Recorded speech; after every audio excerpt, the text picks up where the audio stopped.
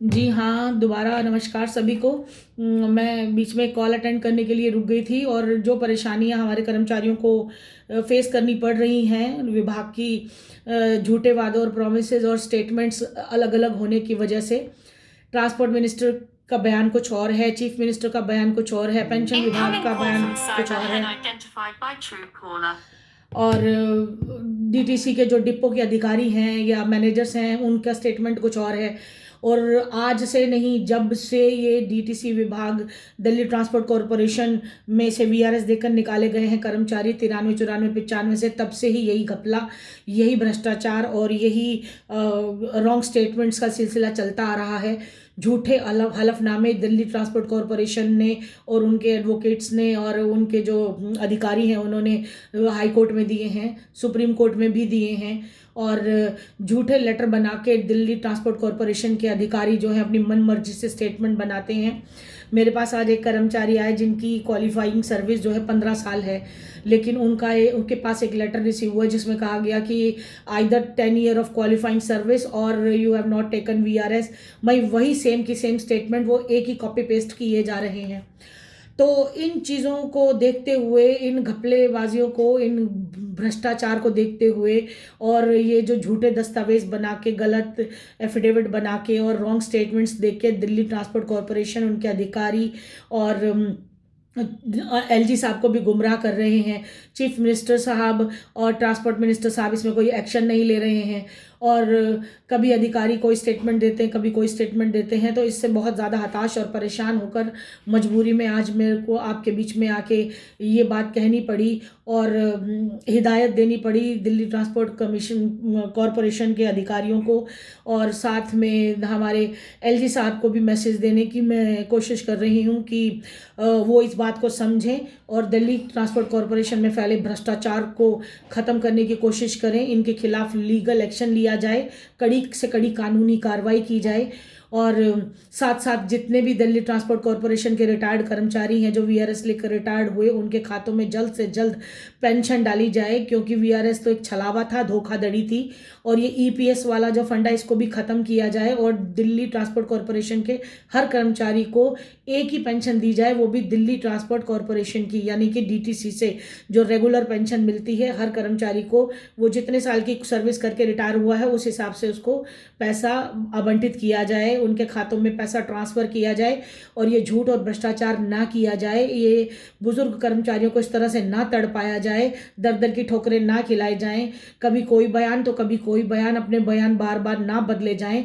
मैं चाहूँगी कि ट्रांसपोर्ट मिनिस्टर खुद सामने आएँ और अपनी एक स्टेटमेंट दें कि दिल्ली ट्रांसपोर्ट कॉरपोरेशन से वीआरएस लेकर रिटायर हुए वॉलंटरी रिटायर्ड स्कीम के तहत कर्मचारियों के साथ वो क्या कर रहे हैं।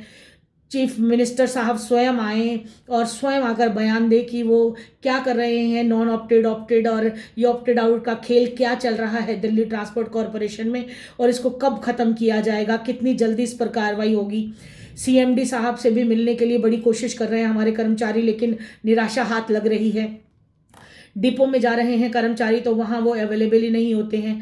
पेंशन कमिश्नर के पास जाते हैं तो वो हर बार एक झूठे बयान के साथ बात करते हैं और सच्चाई सामने नहीं आ रही है। मैं जब फ़ोन पे बात करती हूँ, डीटीसी विभाग में बात की है, तो मुझे कहा गया कि नॉन ऑप्टेड कर्मचारियों की अंडर प्रोसेस फाइल चल रही हैं और आप 340 फाइलें हमने बनाई हैं अभी तक, और बाकियों की फाइलें भी हम धीरे धीरे बना रहे हैं।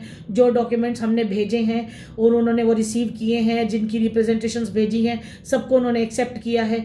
और अदरवाइज़ वो जब हमने एलजी पोर्टल पे जाके ग्रीवेंस रजिस्टर करके हर एक फाइल का खुलासा करने के लिए मांगा और हर एक डिटेल मांगी, हर एक कर्मचारी को इंडिविजुअल हमने स्टैंड कर दिया और खड़ा करके उनकी फाइल ऑन द टेबल रखवा दी, तो उस टाइम वो उनमें खामियां निकाल रहे हैं। कभी कह रहे हैं आपने टोकन नंबर नहीं दिया, कभी कह रहे हैं बैच नंबर नहीं दिया, कभी कहते हैं कि आप डिपो में चले जाओ, और कभी कहते हैं कि आप नॉन ऑप्टेड थे, आप पेंशन के अधिकारी नहीं हैं, कभी कहते हैं कि आप ईपीएस वाली पेंशन के अधिकारी हैं, आपने फॉर्म भरा था, आपने ये कहा था कि मुझे पेंशन नहीं चाहिए। तो ये बार बार झूठी स्टेटमेंट्स जो दिल्ली ट्रांसपोर्ट कॉरपोरेशन और उनके अधिकारी दे रहे हैं, मैं इनसे निवेदन करूंगी कि ये तमाशा अब बंद कर दें और अगर ये नहीं करेंगे तो डेफिनेटली हाई कोर्ट में इनके खिलाफ जुर्माना लगेगा, इनको सज़ा होगी, और जितने भी भ्रष्ट अधिकारी हैं वो प्रिवेंशन ऑफ करप्शन एक्ट में लपेटे जाएंगे और इनकी ज़मानत होनी भी मुश्किल हो जाएगी। इससे पहले कि ये सारी कार्रवाई हो और कोर्ट की तारीखें, जैसा कि आप सब जानते ही हैं कि जो मेडिकल स्कीम कैशलेस फैसिलिटी है उसकी डेट हमारी 22 मार्च की है, और जो ईपीएस पेंशन और डीटीसी पेंशन की आपस में फाइट चल रही है कि कर्मचारियों को कौन सी पेंशन मिलनी चाहिए, जो कि कानून के हिसाब से as per CCS pension rule आपको दिल्ली ट्रांसपोर्ट कॉरपोरेशन से पेंशन मिलनी चाहिए डीटीसी की। उसके ऊपर भी फैसला की जो मैटर कोर्ट में, हाई कोर्ट में पेंडिंग है, उसकी तारीख 8 अप्रैल 2024 है, और इन दोनों पे भी हम लोग कार्रवाई कर रहे हैं। और जितनी भी फाइलें हमारे पास आ रही हैं या हमारे पास इकट्ठी हो गई हैं और जिनकी रिप्रेजेंटेशन हमने तैयार कर ली हैं, उन सबको भी हम हाई कोर्ट में मर्ज कर रहे हैं, 1 बाय 1 मर्ज कर रहे हैं, क्योंकि बहुत सारे कर्मचारी हैं जिन्होंने जल्दी जल्दी में हमें इन्फॉर्मेशन और जानकारी तो दे दी, उनका नाम, पता, address, token number, batch number, details और सब चीज़ें हमने लिख दी, कर दी, लेकिन जब हम कोर्ट में जाते हैं तो हमें एफिडेविट देना पड़ता है टोटल क्वालिफाइंग सर्विस के साथ। आज आपकी उम्र कितनी है और क्या आपके साथ बीती है उसका सही ब्यौरा देना पड़ता है, तो इसलिए उसके ऊपर वर्किंग ज़्यादा है। और मेमो पार्टीज़ में कितने लोगों के नाम डलेंगे, किन किन ने सिर्फ 2-4 डॉक्यूमेंट दे के ही काम चलाया है। हमने शुरू में जब रिप्रेजेंटेशंस दी थी और लिस्ट बनाकर भेजी थी तब तो आपका काम चल गया, लेकिन कोर्ट में हर चीज़ बिल्कुल क्रिस्टल क्लियर होती है, उसके लिए हम काम कर रहे हैं। और दिल्ली ट्रांसपोर्ट कॉरपोरेशन और सरकार जो काम कर रही है और जो निकम्मा काम कर रही है, जो गलत काम कर रही है, जिसके लिए मैं आज बहुत दुख के साथ आप लोगों के साथ और इन भ्रष्ट अधिकारियों के बीच में आकर फिर से मौजूद हुई हूँ और बताना चाहती हूँ कि जल्दी से जल्दी इसमें सुधार कर लिया जाए।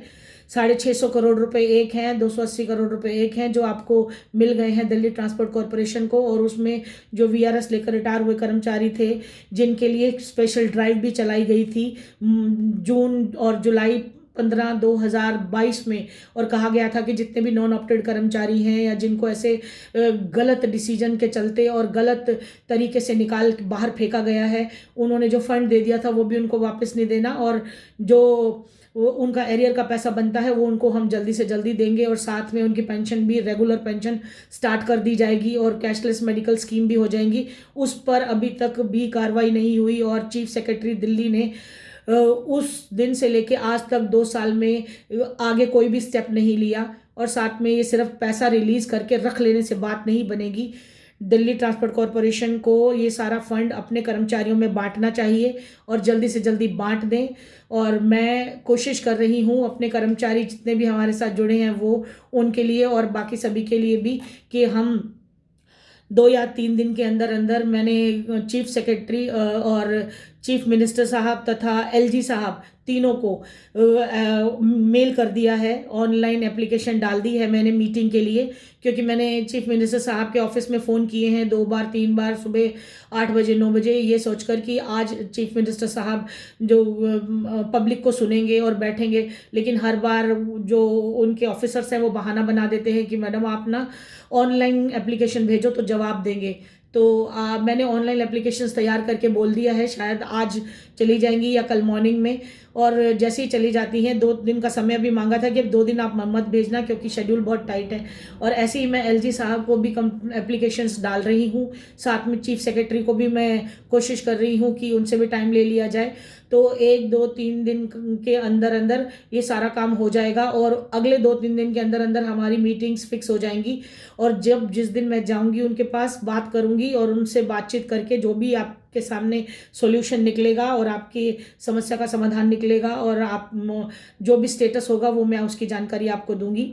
मीनवाइल आज मेरा वीडियो बनाकर आप लोगों से रूबरू होने का मकसद सिर्फ यही था कि जो हफ्ता पहले मेरे पास जानकारी थी कि 340 बन गई हैं फाइलें और नॉन ऑप्टेड कर्मचारियों का government of NCT of Delhi से फंड रिली के लिए अंडर प्रोसेस रखा हुआ है, और उस पैसे को कैसे बांटना है इस पे अंडर प्रोसेस चल रहा है। और अगर कोई कमी या पेशी है तो डिपो में जाके आप ठीक करा लीजिए, या फिर आप को जो लेटर मिले थे बहुत सारे कर्मचारियों को एलजी पोर्टल पर जब हमने रजिस्टर किया, उसके ग्रीवियंस से जो रिस्पांस आया, उस रिस्पांस में जो घपलेबाजी डीटीसी ने करी, उसके चलते कहा गया था कि आप एक बार डिपो चले जाएं। लेकिन जब हमारे कर्मचारी 2-2 हज़ार रुपये खर्च करके, 15-1500 रुपये खर्च करके, गाड़ी करके, इस बुज़ुर्ग की हालत में, इतने लाचार हालत में, इतनी उम्र होने के बाद गाड़ियों में बैठ के, बसों में किसी तरह धक्के खाते हुए डिपो तक पहुँचे हैं, तो वहाँ जाके उनके हाथ निराशा लगी है। और बहुत दुख और तकलीफ़ होती है जब इस तरह से सरकार अपने ही कर्मचारियों के साथ या अपने ही नागरिकों के साथ या अपने वरिष्ठ नागरिकों के साथ गलत करती है और उनको परेशान करती है, हरासमेंट देती है। आप सही क्लियर सामने आकर बयान क्यों नहीं देते हैं? केजरीवाल साहब, आप सामने आके बयान दीजिए, बोलिए, बताइए कि आप वीआरएस लेकर रिटायर हुए कर्मचारियों के साथ क्या कर रहे हैं। आपने नॉन ऑप्टेड ऑप्टेड का जो फंडा है उसको ख़त्म किया है या नहीं किया है? Number of high court orders हैं, number of supreme court orders हैं। दिल्ली सरकार को बार बार हिदायत देती आ रही है सुप्रीम कोर्ट, बार बार हिदायत देती आ रही है हाई कोर्ट। कितनी सारी जजमेंट्स हैं जिनमें जितने साल की सर्विस है उस हिसाब से उतने हज़ार रुपये आपको पेंशन डीटीसी से मिलेगी। और बहुत सारे ऐसे कर्मचारी हैं जो वीआरएस लेकर रिटायर हुए और उनको पेंशन मिल रही है क्योंकि उन्होंने कोर्ट से ऑर्डर करा लिया। तो आप क्यों कोर्ट के ऑर्डर के मोहताज हो रहे हैं और आप क्यों नहीं फैसला कर पा रहे हैं और कोर्ट के ऑर्डर्स को भी क्यों नहीं मान रहे हैं? इतने सारे ऑर्डर्स आपके पास हैं, उसके बावजूद भी आप खेल खेल रहे हैं अपने कर्मचारियों के साथ। और सरकार क्यों आंखें बंद करके बैठी है? क्यों ट्रांसपोर्ट मिनिस्टर के भरोसे सारी ट्रांसपोर्ट मिनिस्ट्री दे दी और इतना पैसा रिलीज होने के बाद भी ये नहीं पूछा जा रहा कि वो पैसा आखिर गया कहाँ? 12,000 कर्मचारियों को 5-6 महीने की पेंशन देने से 650 करोड़ रुपए खत्म नहीं होते, 280 करोड़ रुपए खत्म नहीं होते। ये पैसा अगर आया है तो उन कर्मचारियों को मिलना चाहिए। और इसमें वीआरएस लेकर रिटायर्ड हुए कर्मचारी, नॉन ऑप्टेड कर्मचारी, जिनसे गलती से ज़बरदस्ती करके फॉर्म भरवा लिए गए थे, वो सभी कर्मचारी हकदार हैं अपनी पेंशन के। और वो को बहुत कम रह गए हैं, अब बहुत कम ही फाइलें भेज पा रही हूँ मैं भी। बहुत कम कर्मचारी हैं जो अभी ज़िंदा हैं और वो पेंशन की मांग कर रहे हैं। या तो वेल सेटल्ड हैं या उनके परिवार में उनके बच्चे सेवा कर रहे हैं तो उनको पैसे की ज़रूरत नहीं है। लेकिन जिनको ज़रूरत है, जो मजबूरी में आ रहे हैं, परेशान हो रहे हैं, और वो बहुत कम है। अगर उनको दिल्ली सरकार पेंशन दे देगी टाइम से, जिन जिनकी फाइलें आ रही हैं, मुझे मालूम है आप घर बैठे बैठे सरकार पेंशन नहीं देगी। वो कभी नहीं देखेगी कि ये आदमी वीआरएस लेकर रिटायर हुआ था, आज भूखे मर रहा है, हम इसका हालात जाके देख लें, पूछ लें। लेकिन हाँ, ये ज़रूर है कि आप अपनी फ़ाइल बनवा लेंगे, अपने डॉक्यूमेंट कंप्लीट कर लेंगे और सारी फाइल कंप्लीट करके जहाँ जहाँ जानी है डिपार्टमेंट में भेज देंगे, तो शायद ये नींद से जागेगी सरकार, नींद से जागेगा ये विभाग, और ज़रूर 100% डीटीसी के रिटायर्ड कर्मचारियों की पेंशन, नॉन ऑप्टेड कर्मचारियों की पेंशन, ऑप्टेड आउट कर्मचारियों की पेंशन उनको ज़रूर मिलेगी। और उसके लिए सिर्फ आपको अपने पेपर्स, अपनी फ़ाइल तैयार करनी है, जैसे जैसे मैं बताती जाऊँ आप कर लो। और जिन कर्मचारियों की एप्लीकेशंस ऑलरेडी जा चुकी हैं, जिनके ग्रीवेंस रजिस्टर हो चुके हैं, उनके लिए भी आपको बता दूं कि आप एक बार ग्रीवेंस पोर्टल पे दोबारा जाकर स्टेटस चेक करें। बहुत सारे कर्मचारी हैं जिन्होंने स्टेटस ही चेक नहीं किया है। आज भी 3 कर्मचारी मेरे पास आए थे जिन्होंने स्टेटस ही चेक नहीं किया। और स्टेटस चेक करते हैं तो स्टेटस ओवर दिखा रहा है और एक आपको उसमें मैसेज आ जाएगा और एक पीडीएफ शेयर हो जाएगी। उस पीडीएफ को आप देखो, उसमें क्या जवाब दे रही है डीटीसी। और ये सारे जितने भी दस्तावेज हम आप इकट्ठे कर रहे हैं, ये सारे सबूत हैं कॉज ऑफ एक्शन को जिंदा रखने के, कि आज भी आप लोगों को पेंशन की ज़रूरत है और मांग कर रहे हैं और लगातार आप संपर्क बनाए हुए हैं। कोई ऐसे कर्मचारी हों जिनकी पेंशन आनी शुरू हो गई है, जिनके खातों में आ गई है, वो भी आकर हमें बताएं। और जिनकी नहीं आई है, नहीं आ रही है, वो तो लगातार मुझसे संपर्क बनाए हुए हैं, बता रहे हैं। उनको भी जो समाधान है हम दे रहे हैं। और वो जो लेटर आपके पास आ रहे हैं उनको हम हाई कोर्ट तक लेके जाएंगे। और हाई कोर्ट में जो मेडिकल कैशलेस होने जा रहा है उसमें भी आपके सारे डॉक्यूमेंट, दस्तावेज लगेंगे। ये सब आप अपने साथ रखिए, ग्रीवेंस रजिस्ट्रेशन नंबर लगेंगे, क्योंकि एलजी साहब को भी दिल्ली हाई कोर्ट तलब करेगा, बुलाएगा, पूछेगा कि आपने क्या कार्रवाई की।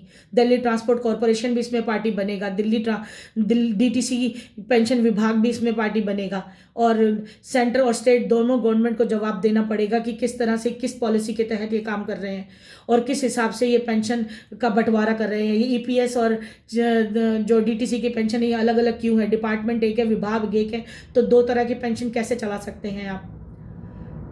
एलआईसी को भी फंड देते देते रह गया डीटीसी, क्योंकि भ्रष्ट अधिकारी सारा पैसा खा गए।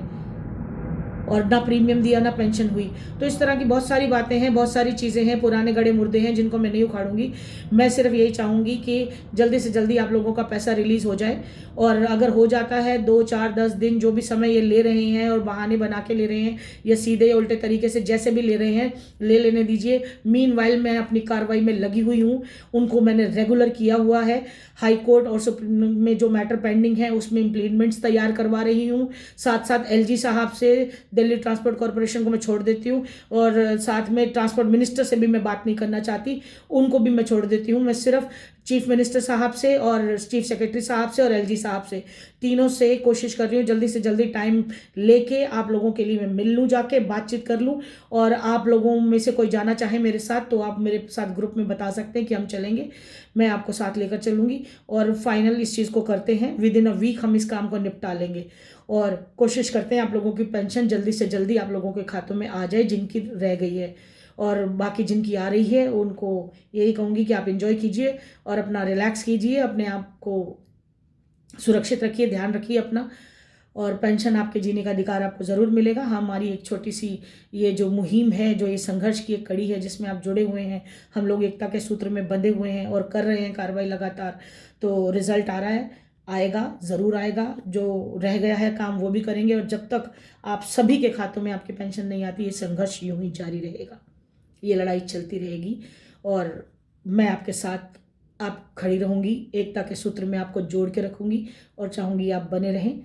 ठीक है, नमस्कार, मैं इजाज़त लेती हूँ। इतनी बात समझाने के लिए मैं बीच में आपके जुड़ी थी, काफ़ी लेट हो गई हूँ, घर जाना है, वहाँ पे भी मेरा वेट कर रहे हैं। कुछ कर्मचारी मेरे घर में आके रुके हुए हैं दिल्ली ट्रांसपोर्ट कॉरपोरेशन के, सिर्फ इसलिए कि वो मिलने आए थे दिल्ली और डिपो के अंदर आए थे और वहाँ पर लेट हो गए, उनके पास सोने रहने खाने के लिए जगह नहीं है, तो क्या मदद करनी मेरा फ़र्ज़ बनता है। तो मैं सिर्फ बुज़ुर्गों की सेवा करती हूँ इसलिए मेरा फ़र्ज़ बनता है, लेकिन ये दिल्ली ट्रांसपोर्ट कॉरपोरेशन को समझ में नहीं आ रहा है, ये सरकारों को समझ में नहीं आ रहा है। हम इंसानों की इंसानियत की मदद नहीं कर रहे हैं, इंसान की सेवा नहीं कर रहे हैं। लेकिन चलिए, जिसके नसीब में होता है वही कर पाता है, हमारे हैं तो हम कर रहे हैं। मैं इजाज़त लेती हूँ, आपकी बेटी रितु मुंजाल। नमस्कार, जय हिंद, जय भारत।